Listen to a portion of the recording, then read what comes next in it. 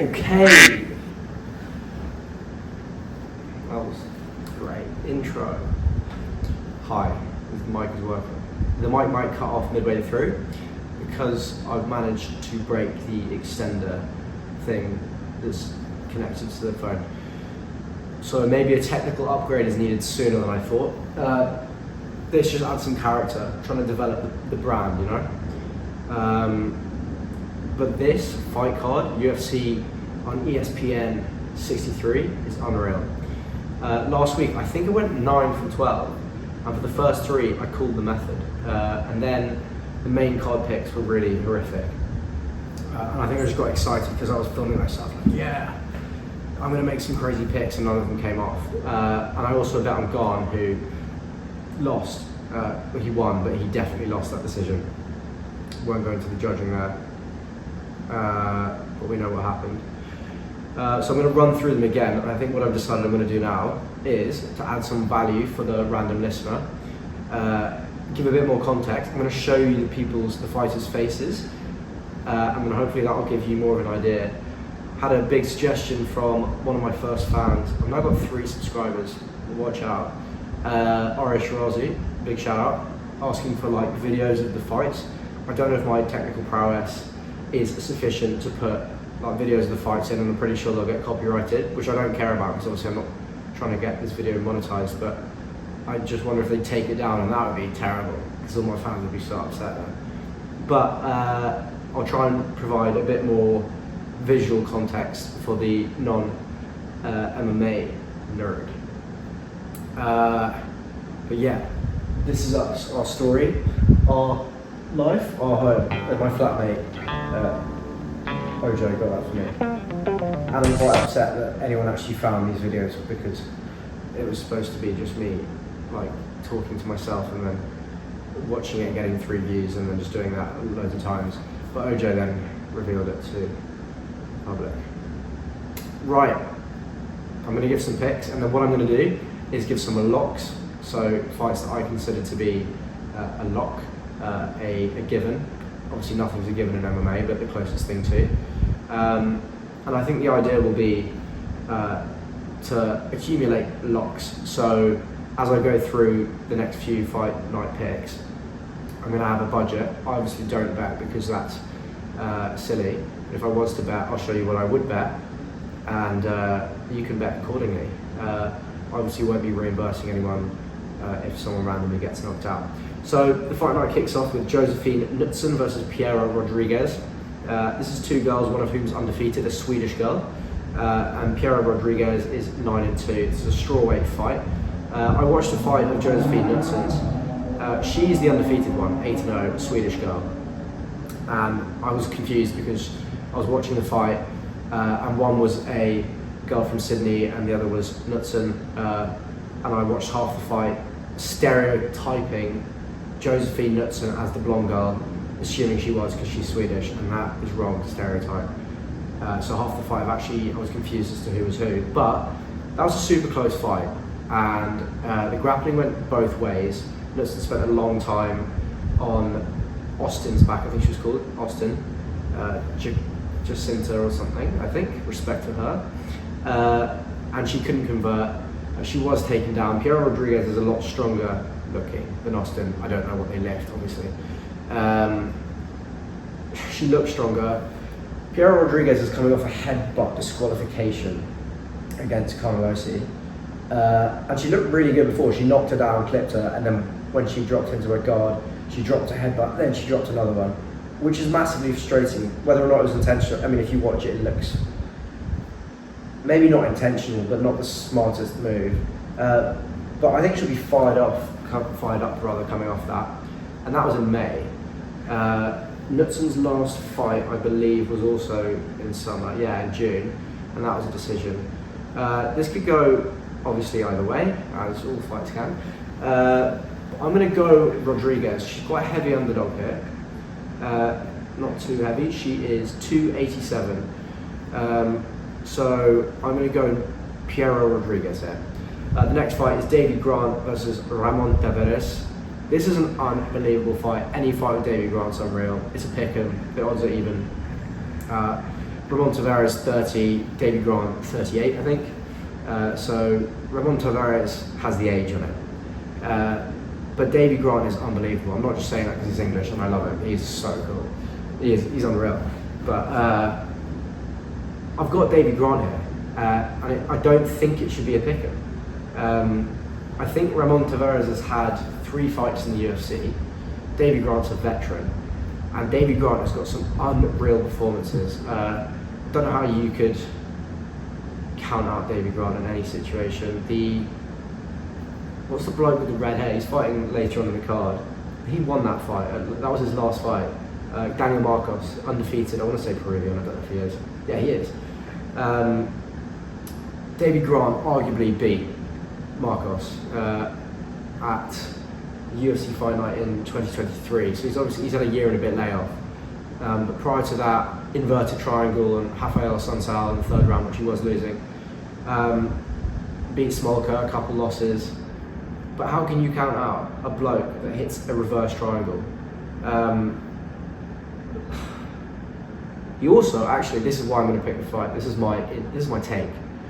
He knocked out Jonathan Martinez, and he's now fighting Ramon Tavares. Jonathan Ramon. He knocked out Jonathan. I think he will also knock Ramon out because they rhyme. So Jonathan Ramon. Davy Grant by finish. Yeah, I back that call. 3rd fight is Miranda Maverick versus, I don't know how to say this girl's name, Lynn Horth. Let's go. Miranda Maverick is unreal. She's a relative veteran in the UFC compared to the Canadian Lynn Horth. Miranda Maverick has her own Pickles brand, so I'm going to go with her. That being said, Lynn Horth is a force to be reckoned with. She beat Veronica Hardy, who's obviously our favourite, by split decision. But yeah, Miranda Maverick all day. She bulldozes her, and she has her own Pickles brand. 4th scrap, Miles Johns versus Felipe Lima. Felipe Lima is unreal. I watched this fight against Naimov, and he stepped in, I believe, on like 4 or 5 days' notice. And Naimov he's unreal. He beat Nathaniel Wood, who, again, I'm just gassing up all the English fighters, but Nathaniel Wood is unbelievable. Naimov's a proper fighter, and he was submitted in the 3rd round by Felipe Lima, the young 26-year-old jungle boy, as he calls himself.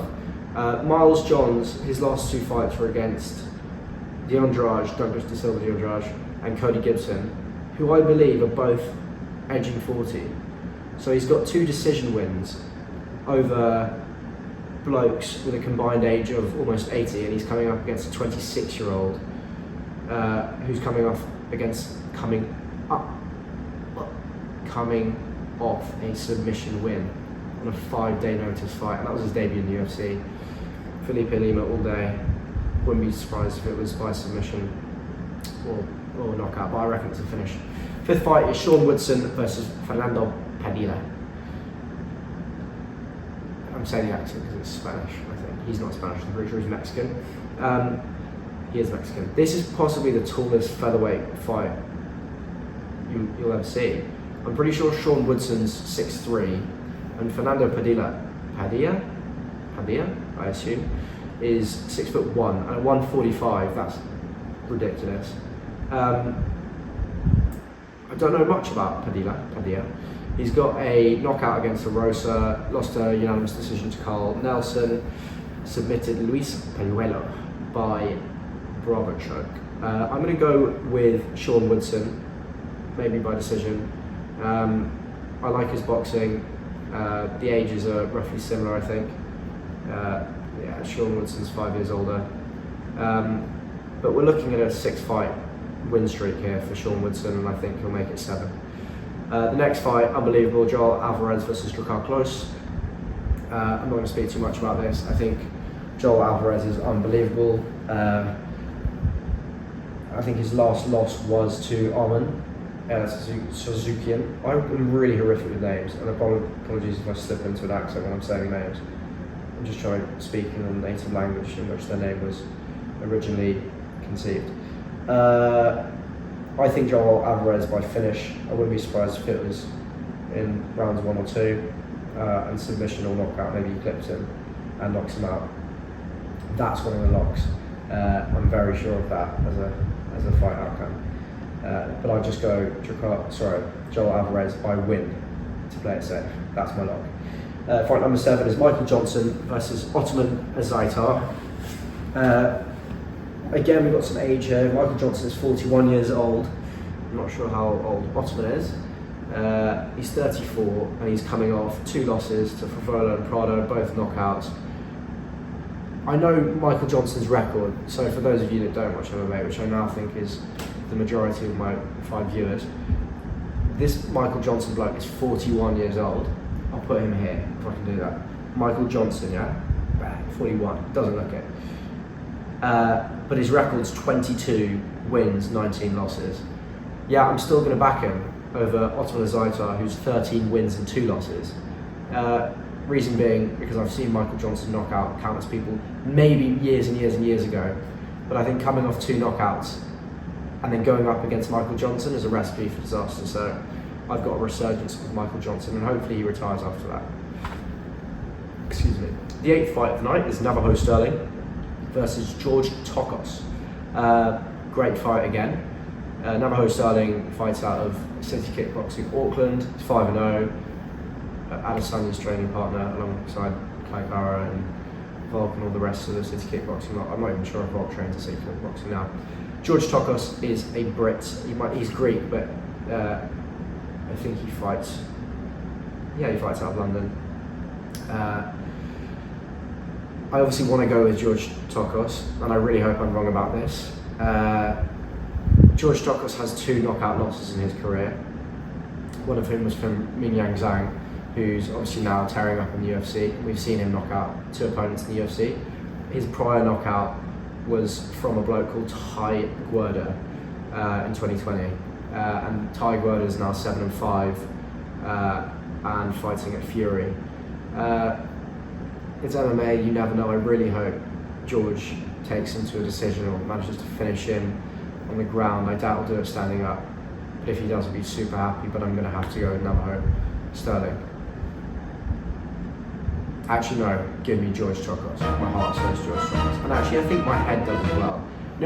It's not going to be a fraud check because he hasn't had a fight in the UFC. So this Navajo Sterling bloke he's just won a Contender Series knockout. He's won his contract.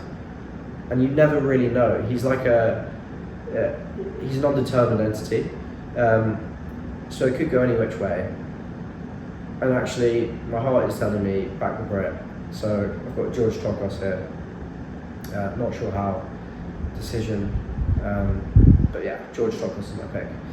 9th fight, Yanez versus Marcos. Great fight again. Marcos undefeated, as we were talking about earlier, took on Davey Grant, the Englishman. Marcos has been active since then. He's fought twice, I think. One was against Richie Lang, who's now changed his name to Chileng Ri. I think that might just be how it's written, Richie Lang. And then Sexy Mexi, he's called John Castaneda.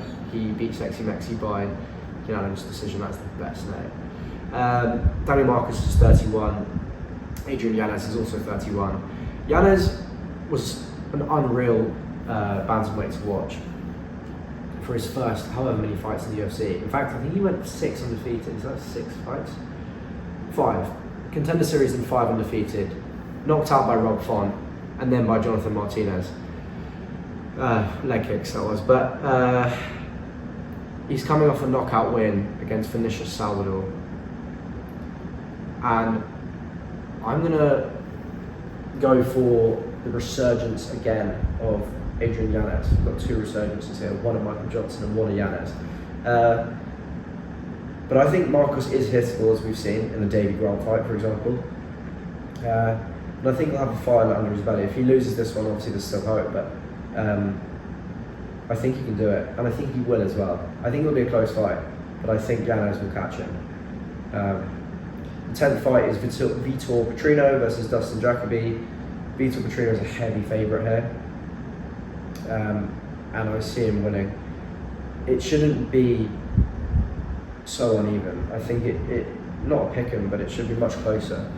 Vitor Petrino, other than his guillotine loss to Anthony Smith, which was his last fight, is undefeated in the UFC with wins over Martin Prachnio, Modestas Bukauskas, who's obviously unreal, another British bloke, and Tyson Pedro. Both of those, sorry, that's a lie, he went decision with Tyson Pedro, but the Modestas fight was a knockout. I've got Vitor Petrino. Dustin Jacoby is good and he's underrated here. He's coming off a loss to Reyes, which is understandable, but he did knock out Kennedy and Chekwu. I said that perfectly, I think, because that was the first fight I had to call in my last video, and that was rubbish. So I said that Kennedy and Chekwu. Anyway, Vitor Petrino. Co-main event, Manel Kape versus Bruno Silva. This is the same thing I was talking about last time. I'm rubbish at calling flyweight fights. I've kind of fallen out of love with the flyweight division. I don't know too much about either of them. Manel Kape is obviously coming off a decision loss to Makayev. Again, could go any which way. Bruno Silva is coming off 4 wins. He lost to Ulanbekov by decision, and he lost to David Dvorak, who at the time I think might have been undefeated in the UFC before he lost to Urseg. No, he wasn't. No, he'd actually lost 2 before that. Ignore that. I've got Bruno Silva here. I think partially because I'm so annoyed at the Manel Kape Makayev situation. And I don't know what happened there. I didn't read into all the drama. But I think if you're going to chat shit and talk about really hurting someone, which I don't advise doing, and you go into the cage and you don't fight, I think that's it's not the best look. But I wouldn't be surprised if it went Manel Kape's way. He's a heavy favourite, I think. Yeah, Bruno Silva's a 4-1 underdog. But on that, give me Bruno Silva. Co-main event, Cub Swanson versus Billy Quarantillo. I love Cub Swanson. Again, he's 41 years of age, but we're seeing a resurgence of the 41-year-olds. I think Jim Miller's also 41. We saw him lock up a guillotine a couple of weeks ago. We're betting on Michael Johnson to get the job done. And I'll go with Cub Swanson again, 41 years of age, coming off a split decision loss to Andre Fili. Before that, he beat Hakeem Dawodu by decision. Billy Quarantillo is coming off a sub loss in March, and Damon Jackson, he beat Damon Jackson rather by decision. Could go either way, but I like Cub Swanson here. The age gap's not massive. Again, not too insightful. I think it's just going to be a stand-up war. But yeah, Cub Swanson is the call. Right, main event, Colby Covington, Joaquin Buckley. I've thought about this for a while. I don't think anyone's backing Covington. And yeah, I don't know what to say here. I'm going to go with Covington, who's a heavy underdog again. Yeah, 325 to 136. I saw a stat this week that said that the last time Covington beat a bloke that was younger than him, which was Brian Barberena, Obama was president. And that is a pretty crazy stat. As we've all seen, Buckley's no sponsors, no unpaid sponsors, sorry, I almost leaked to unpaid sponsor there. Joaquin Buckley's coming off how many knockouts in a row? That's 1 against Thompson. He's on a tear though at 170 after having been at 185.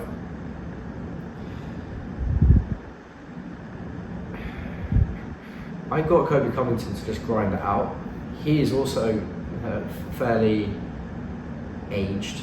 He's 6 years older, past his prime, arguably coming off the worst performance of his career against Leon Edwards. Let me have a sip, this all the time.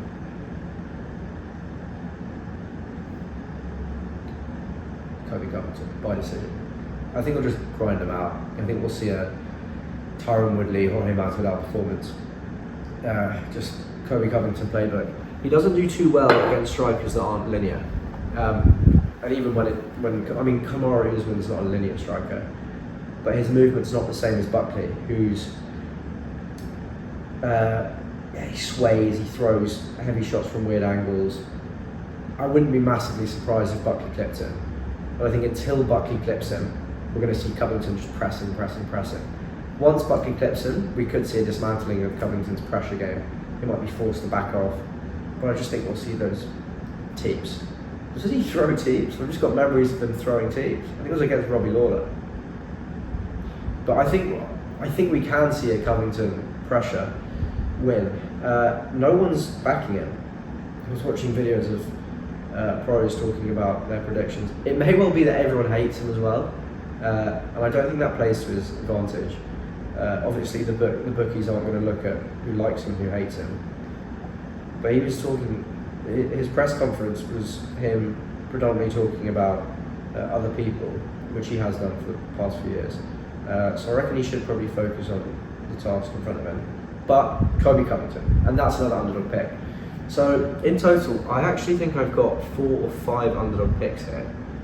No, actually, I've gone for even more. That's almost the entirety of the main card. I've gone with underdogs, which I hadn't planned on doing. I changed my Tuckos pick because we love the Brits. We've got 2 Brits in this card, and I'm going for them both to get the win. That was hopefully way more insightful. Don't bet, it's stupid, but if you are going to bet, this is, by the way, the reason I'm talking about betting is, number 1, engage more fans, and number 2, to give those of you who don't have an idea of MMA, to give you an idea of the odds. And so I'm going to try and cut something out here, like put it there. I'm just going to screenshot what $5, which is the equivalent of like £2, 50 odd, would return on a lock. I think I only did 1 lock, which was Joel Alvarez. But out of the picks I've made, I'm saying you can lock up a Cub Swanson underdog pick, Joel Alvarez, and Michael Johnson. So we've got 3 there. I'm going to lock that trio and show you what $5 would return. I'm going to make this the $5. No, let's do $10, because if I lose this, then the whole idea is broken. It's called $10 to 1,000. No money is actually involved. I don't endorse betting, but if you were to bet, that's what you get. Yeah, this is us. Our story, our life, our home. Yeah. So everyone's kind of blocked as well. I managed to get a cold, and I think it's 30 odd degrees here. But thanks so much for watching. I'm really embarrassed that people actually found this before it became a more established routine. But hey, that's fine. And if you lock in that thing and it doesn't work, my trio, which is Alvarez, Johnson, Swanson. Johnson, Swanson? Maybe we just do Johnson, Swanson, and then Alvarez can, because it rhymes. No, that's fine. We'll keep the trio. Yeah, if you lock that in and it doesn't work, I will personally write you a letter. And I mean that. And if you send me proof of you having placed money on that. Or if you just want me to write you a letter, I'll do it anyway. If they lose, that is. But yeah, thanks for watching, and catch you next time. I'm going to do the same explosion. Bang!